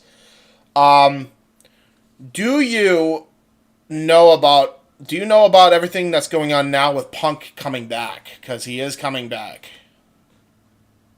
I've heard the reports about it and him coming back, and I'm like, good. Yeah. I've been more on Punk's side of this whole thing, as you know. Yeah. Especially now, again, knowing what we know now, yeah. Yeah. That's a shame. That's a shame. Yeah, the poor fucking dog, by the way. That's the one I feel bad for out of this whole fucking thing. Exactly. So, hey, you can harm me all you want. Leave the animals out of this. Yeah, exactly. To be fair, I don't think it was even intentional, but you could tell they were just being fucking hotheads. So yeah, it is what it is, man. I don't know. But yeah, I only bring that up because if Punk comes back and they actually pull the trick on doing a him versus Omega feud, and then eventually a him versus Hangman feud, and you got all that going on, like, I even pitched that they should probably do a 4-way. I know they're already doing a 4-way with the pillars of AEW, but the thing that I think would draw a lot of money is if you do a 4-way between Hangman, Omega, MJF, and Punk. Because if you really think about it, how crazy intertwined all their stories are. Because all you'd have to do is build up, MJF and Omega on TV? Yeah. And then you're set. Yep. You're fucking golden. You'll never get another opportunity like that in wrestling again. Like, that's a 1 in a million shot to have something that organic, especially for a 4-way. That's fucking unheard of. So, I don't know. But yeah, I figured I'd just get your thoughts on that quick since we haven't heard you talk about any modern wrestling in a while. So, there you go. There's a little bonus for you, everyone. With that said, though, you guys could check out Owen's other channels on this fine space we call YouTube. I'm gonna do something a little bit different. I'm not gonna promote a bunch of stuff in the live chat only because I'm hosting, so I really can't focus on it. But what I am gonna promote is all the stuff that I know is coming up on my channel and on other channels. But I'll do that after I get through Owen's stuff. So CM Brothers, you want to subscribe to because that's going to be the new FTW main hub. We're going to put all the content that's on FTW there. We're going to have clips. We're going to have behind the scenes, all that good stuff. So go check that out. That includes for Rundown, Retros, Indie Force, WYW, SMBC voice acting, whatever, all the shit in between that we're doing for FTW. You can check out Owen the Talkinator, which is going to be a new channel coming into FTW Productions. We're actually going to be launching a few shows there, including one possibly in conjunction with the Jeff Meacham Network, so stay tuned for that. And yeah, go subscribe there. And check out the video that I made with Owen Finch last night. We updated everybody on what's coming up in the next 2 to 3 weeks on the Wrestling Fortune 44 channel, since it is WrestleMania week. We have this retro coming up on here, as well as 26 on Thursday with Steve Coakley. I think tomorrow there's going to be WWE. There's going to be AEW Spark with myself and Noah Foster, covering all things AEW. There's going to be WWE Aftershock, which is going to be covering all things WWE with Chris Dodd and Owen Finch. There's going to be a retro wrestling review series on WrestleMania 23 with myself and Nikos. And then there's going to be on Friday WrestleMania X8 with myself, Michael X, and Owen Finch. So check all that out coming out up this week on the channel, as well as everything coming up in the next 2 weeks on the Wrestling Fortune 44 channel, including NXT TakeOver Stand and Deliver 2021, the first pandemic retro by Chris Dodd and Owen Finch, and Raw after WrestleMania 31 with myself and Owen Finch coming up next week as well. So check all that out. And the return of the Wrestling Rundown on after WrestleMania on Wednesday. On Friday night at 11:30 p.m. EST. Stay tuned for that, and we'll have more details for you there. As far as WrestleMania week is concerned, you can check my YouTube channel out, youtube.com/user/JHEBERTSIDE95. I will be doing coverage of Raw's Go Home and SmackDown's, if I can find something to watch it on, SmackDown's Go Home show for WrestleMania. So I'm going to be doing watch parties for those. If you want, for anybody that wants to join, you're more than welcome to if you're in the FTW private server, like John is right here. Hello. So there you go. That's what's coming up on my channel. On Casey's channel, we're going to be doing Wrestling with Idiocy. In fact, I think we're doing that tonight. I need to figure out a time with him. We might actually do it a different day because I genuinely wasn't prepared, but I'll try to prepare as best I can. But yeah, as far as I know, this week of Wrestling with Idiocy, where we're just going to talk about our favorite WrestleMania matches of all time, myself and Casey Gallagher on his channel. So go check that out. On the Jeff Meacham Network side of things, I'll be covering WrestleMania, or I'll be covering the shows up to WrestleMania week as far as Ring of Honor goes and Impact Multiverse United goes. I'll be covering those shows. I'll be covering Impact Sacrifice this week on Friday with Noah Foster on the Jeff Meacham Network. And if there's anything else, I'll let you guys know, because there's so much shit going on that I can't even keep track of it. But with that being said, this has been the Retro Wrestling Review Series. And since we are talking to you guys currently live right now, we'll talk to you guys in the future. And until next time, we'll see you on the Jay Hebert side. Peace out, everyone. Redoing all the classics, you heard it, then I grabbed it. Flow like Method Man, then run like I'm Rabbit. Soon as I hear the bass line, it be my FaceTime. Music's in my veins, so just in case I'm without my iPod or a media player, I'll check my